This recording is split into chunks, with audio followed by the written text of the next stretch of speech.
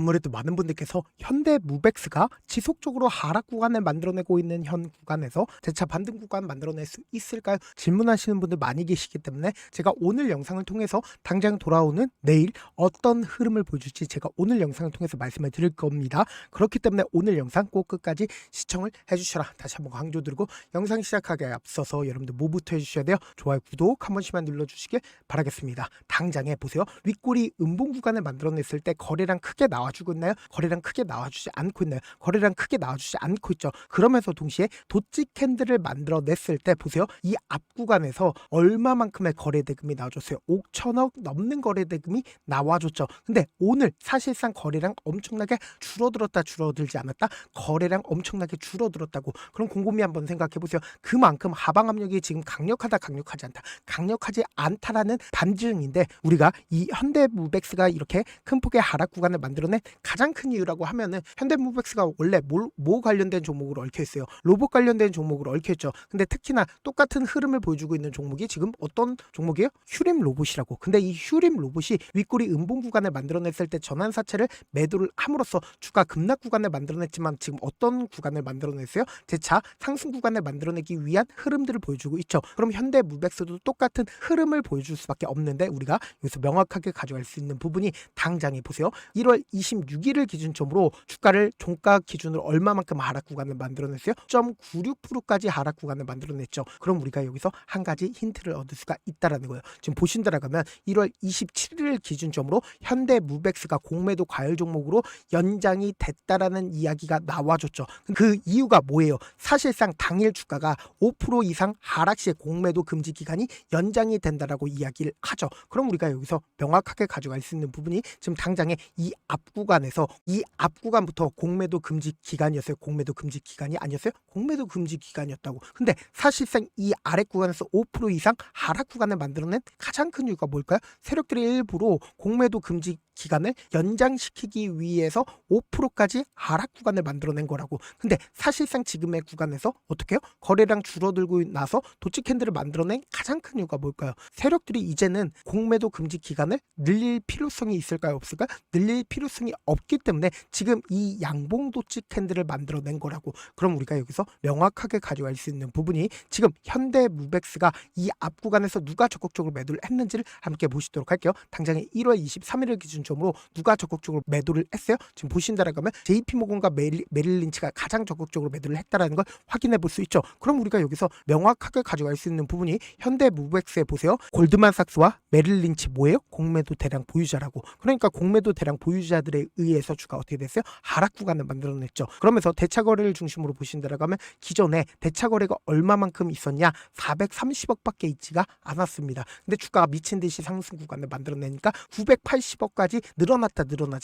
늘어났다라는 거 확인해 볼 수 있다고. 근데 최근에 공매도 거래 대금이 얼마만큼 줄어들었어요? 약 700억으로 약 200억 가량이 줄어들지 않았다. 하락 구간을 만들어내니까 공매도 거래 대금이 엄청나게 줄어들었다는 거 확인해 볼 수 있죠. 그럼 이 말의 의미가 뭐예요? 결국 공매도 세력들이 지금의 구간에서 자신들의 물량들 매도하고 있다, 매도하지 않고 있기 때문에 공매도 거래 대금이 줄어들고 있다라는 거예요. 그럼 우리가 여기서 명확하게 가져갈 수 있는 부분이, 지금 이 1월 23일 이 구간이 절대로 고점 부분이 아니다라고 강조드린 가장 큰 이유가 뭘까? 우리가 차트를 조금만 길게 한번 보신다라고 하면, 이 종목을 핸들링하고 있는 주체들은 이 주가를 상승 구간을 만들어내기 이전부터 자신들의 물량들을 엄청나게 늘려갔다고. 당장에 보세요. 2020년도 어떻게 됐어요? 박스권을 유지를 하고 있다는 걸 확인해 볼 수 있죠. 이 박스권을 유지를 한 가장 큰 이유가 뭐예요? 결국은 이 구간에서 자신들의 물량들 모아간 뒤에, 그리고 최종적인 목적이 뭐예요? 만약에 1월 23일 이 구간이 고점 부분이라고 얘기를 한다라고 하면, 이 구간에서 자신들의 물량들 어떻게 했을까? 매도할 수밖에 없겠죠. 근데 지금의 구간에서 자신들의 물량들 매도했는지 매도하지 않았는지를 파악한다라고 하면, 여러분도 어떻게 해야 된다? 수익 극대화될 수가 있겠죠. 지금부터 중요한 말씀을 드립니다. 당장에 이 앞 구간에 박스권 상단 부분을 돌파를 했을 때 보세요. 적극적인 매수세가 실려졌죠. 근데 횡보 구간을 거쳤을 때 사실상 박스권을 유지를 하고 있다는 걸 확인해 볼 수 있다고. 그러니까 결국은 뭐예요? 이 종목을 핸들링하고 있는 주체들은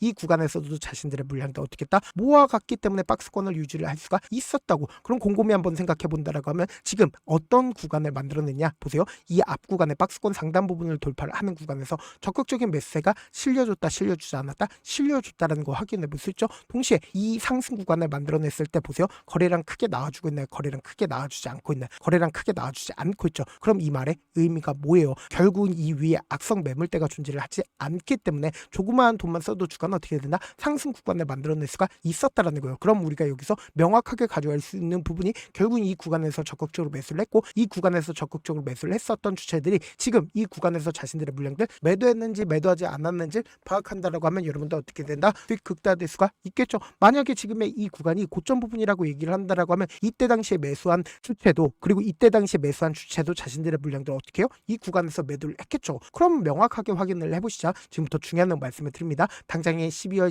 18일부터 이 상승 구간을 만들어내기 이전인 1월 2일까지 누가 적극적으로 매수를 했는지를 함께 보시도록 할게요. 지금 보신다라고 하면 가장 적극적으로 누가 매수를 했어요? 신한투자증권이 적극적으로 매수를 했죠. 근데 신한투자증권 자신들의 물량들 일부분 매도했죠. 근데 기존에 110만 주를 가지고 있었는데 지금 어떻게 하고 있어요? 자신들의 물량들 일부분 매도했음에도 불구하고 아직까지 자신들의 물량들 충분히 가지고 있다, 가지고 있지 않다, 가지고 있다는 거 확인해 볼 수 있죠. 동시에 JP모건과 같은 경우에 57만 주를 가지고 있었는데 지금 어떻게 됐어요? 46만 주로 줄어들었다, 줄어들지 않았다, 줄어들었다는 거 확인해 볼 수 있죠. 근데 한국투자증권도 자신들의 물량들 어떻게 했어요? 줄어들었고 메릴린치나 혹은 모건스탠리도 자신들의 물량들 적극적으로 매도를 했다는 거 확인해 볼 수 있죠. 그럼 이 구간에서 적극적으로 매수를 했었던 주체들은 자신들의 물량들 지금의 구간에서 일부분 매도했다, 매도하지 않았다, 일부분 매도했죠. 그럼 우리가 곰곰이 한번 생각해 보자고. 이 구간에서 적극적으로 매수를 했었던 주체들 입장에서 이 윗꼬리 음봉 구간을 만들어낸다 하더라도 이 구간에서 어떻게 한다? 매도를 한다라고 하면 충분히 수익이다, 수익이 아니다? 충분히 수익일 수밖에 없겠죠. 근데 당장 이 구간, 그러니까 1월 15일부터 1월 21일까지 적극적으로 매수를 했었던 주체들이 자신들의 물량들 매도했는지 매도하지 않았는지 함께 보시도록 할게요. 지금부터 중요한 말씀을 드리는데 좋아요, 구독 한 번씩만 눌러주시길 바라겠습니다.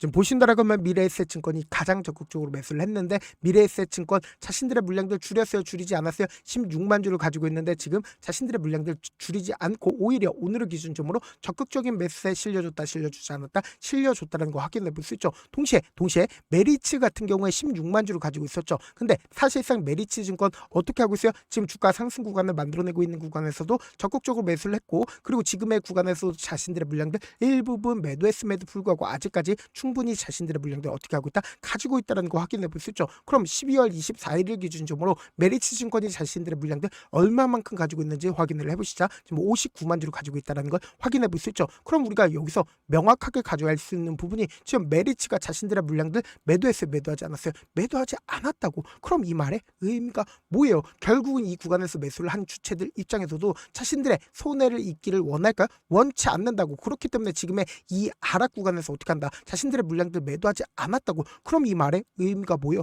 결국은 주간 또다시 반등 구간을 크게 만들어낼 수밖에 없다고. 그럼 우리가 여기서 명확하게 가져갈 수 있는 부분이 결국은 재료 소멸로 인해서 주가 하락 구간을 만들어낸 거다? 아니라고. 결국은 어떻게든 개인들의 물량들 털어내기 위한 단기적인 조정 구간이라고. 그럼 우리가 주식을 저렴하게 매수할 수 있는 기회 구간이다, 기회 구간이 아니다, 기회 구간이 될 수밖에 없겠죠. 그래서 지금 너무나도 중요한 구간에 있기 때문에 제가 우리 구독자분들을 어떻게든 명확한 자리에서 대응할 수 있게끔 제 개인 휴대폰 번호를 남겨놓을 테니까 이 번호로 간단하게 현대무라고 문자 한 통 남겨놓으시면 주가 하락 구간이 만들어지는 최저점 부분에 매수 타점과 매도 타점을 공유를 해드릴 건데 분명히 말씀드렸어요. 단기적으로 주가 재차 반등 구간을 만들어낸다 하더라도 이전에 고점 부분을 돌파하는 강한 상승 구간을 단번에 만들어낼 수가 있을까? 절대로 단번에 만들어내지 못한다고. 왜 그래요? 결국은 이 하락 구간에서 개인들의 물량들 엄청나게 붙어줬다고. 그럼 개인들 입장에서는 자신들의 평균 가격대 이상만 오게 된다라고 하면 어떻게 된다? 매도할 수밖에 없다고. 그럼 이 개인들의 물량들 털어내기 위해서 단기적으로 상승 구간을 만들어내다가 조정 구간을 거칠 수밖에 없다고. 그럼 우리가 여기서 명확하게 단기적인 고점 부분에서 매도하고 재차